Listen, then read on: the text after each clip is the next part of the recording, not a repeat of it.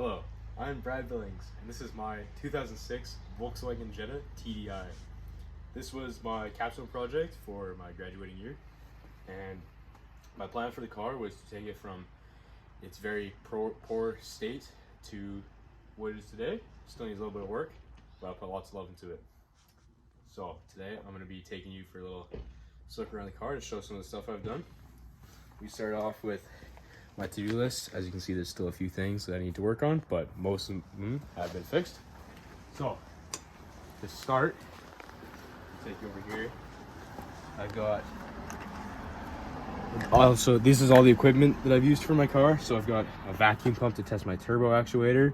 Just some of the simple things here is my braking fluid, which I had to replace my braking caliper and empty my fluid lines. Some engine oil, just for a nice oil change, pretty simple. Windshield washer fluid, pretty obvious. And some of the bulbs for the back of my car. So first off, this is a brake light. The other one is actually in my car, comes in a set of two. And I'm just gonna leave this here. These go in here. I will do a demo on how I put those in right now. I'm gonna do brake lights first. So, control the back of my car. This is the lever right here. Pops the trunk electronically using, if I can get into it, this fuse right here, which I had to replace. So I only remember what a few of these do because it's kind of hard to remember all of them. You're not really supposed to remember all of them. This little 15-watt fuse controls both my windows and my trunk. So that covered up. Empty back here. Trunk is popped. So to access my lights, I'll take that real quick. It is a little valve, just right here. There it is. Oh, I also had to replace this guy right here.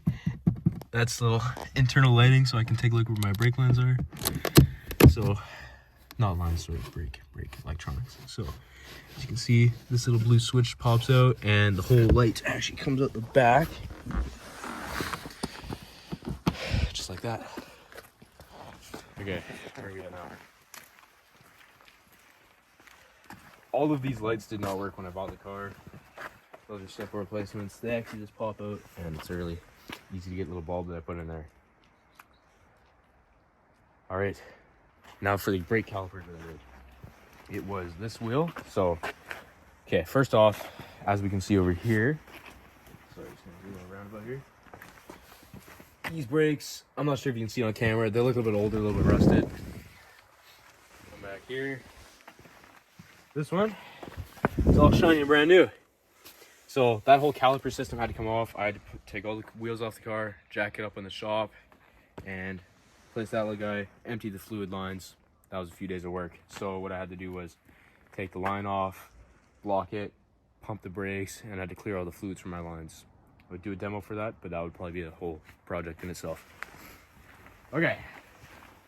Now, so one of the most annoying things when I bought the car was my oxygen sensor was faulty, which means I had less power and it was blowing lots of smoke. So I'll just pop the trunk real quick.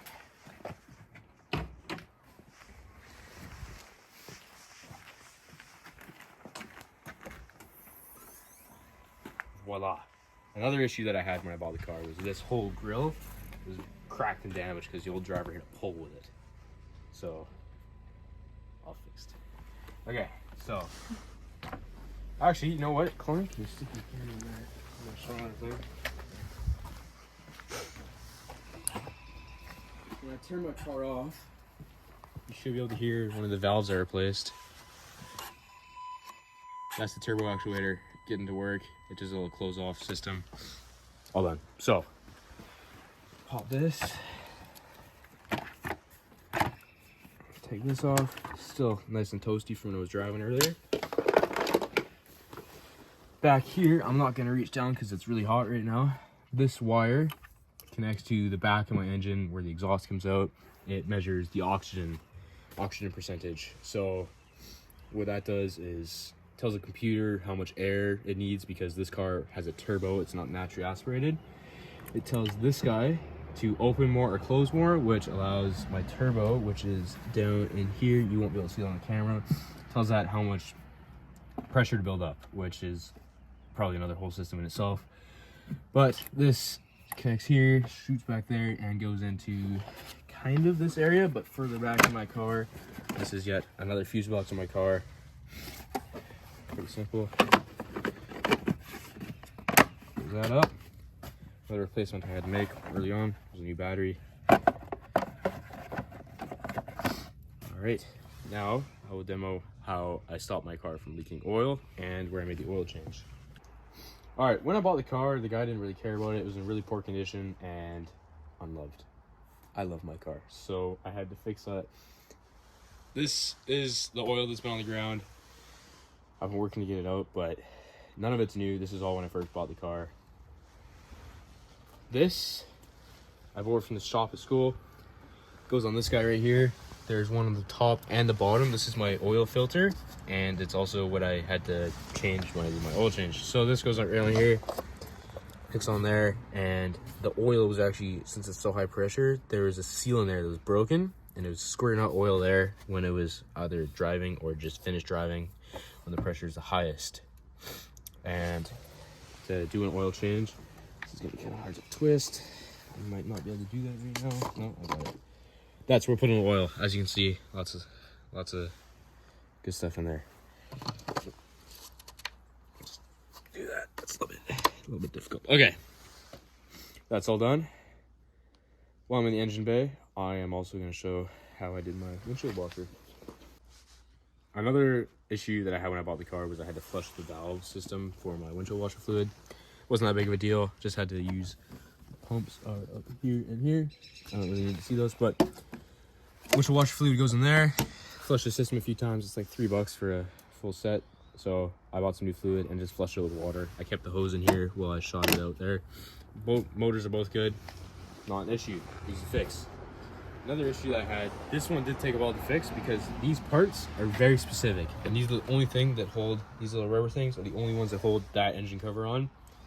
Difficult to find these. I eventually found them on a random seller on eBay, like $20 for 20 of them. Horrible deal, but keeps my engine bay on. Another thing I got from the same guy, this whole thing, insulation, my car is super loud because it's diesel. That's just how it works. This is all insulation that I've had to cut and put on my hood, so when I close it, it dampens the sound a lot. So this is half of an original insulation kit, kinda came with the car, but it was in really bad shape. A rat had eaten out and made a nest in the top layer, so all the blue stuff is new, the green stuff is old. And an issue that I had with the insulation was when the rat ate it, it would fall down in chips and stuff there, and there's a little bar that goes up and down in there, and every time the bar would come up, which is the turbo actuator thing I was talking about, which I use the vacuum pump for, it would suck in a ton of the foam and it would clog it up, which was really bad for the car. That's another reason it would blow a bunch of black smoke. So that's all fixed now. Okay, another issue I had when I bought the car, as you can see, this is a pattern. Lots of issues when I bought the car. It's $1,500, worth it in my opinion. I like working on my car. It's a passion project. My keys aren't in. 1 second.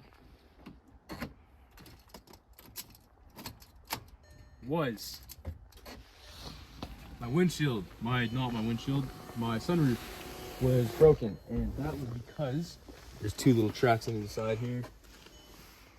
Let's take the camera up here. Thank you very much. These tracks were blocked, which caused the little motor in there to not be able to work. This guy's also broken. This is just on spring. Super easy fix.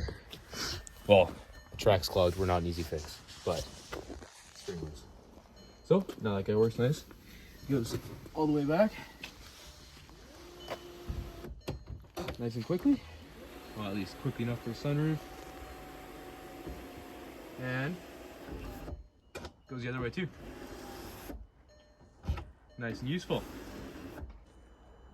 Okay, so good thing I like about my car is it will probably never break down. These engines last you at 800,000 kilometers, which is astronomically high for a car.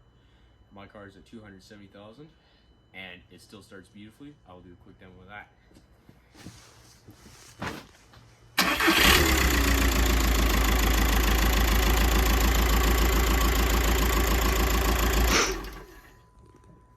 an easy stop and start. If you want to come around here real quick. I think the biggest learning experience for me in this car was the fact that it is standard, and I love driving standard. I don't think I'd ever want to go back. So, you got 3 pedals down here, clutch, brake, gas, and I have learned how to use them all properly. Thank you very much for listening.